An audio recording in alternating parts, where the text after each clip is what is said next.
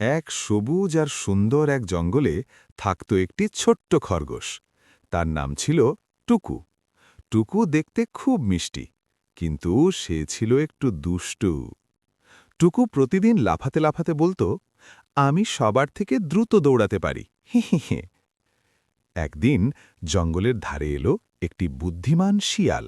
শিয়াল বলল, টুকু, শুধু দৌড়ালেই সব হয় না, বুদ্ধিও দরকার। টুকু হেসে বলল, আমি তো সব পারি। শিয়াল বলল, আচ্ছা চল, আমরা ফল খুঁজে আনি, কিন্তু সাবধানে যেতে হবে। কিন্তু টুকু কারোর কথা না শুনে দৌড়াতে লাগল। হঠাৎ ধপাস, টুকু কাদায় পড়ে গেল। টুকু কাঁদতে কাঁদতে বলল, আমাকে বাঁচাও, আমাকে বাঁচাও। শিয়াল ধীরে ধীরে এসে একটি লাঠি দিয়ে টুকুকে তুলে আনল। লজ্জা পেয়ে টুকু বলল, তুমি ঠিকই বলেছিলে, শুধু দৌড় নয়, বুদ্ধিও খুব দরকার। শিয়াল হেসে বলল, বন্ধুর কথা শুনলে বিপদ কম হয়।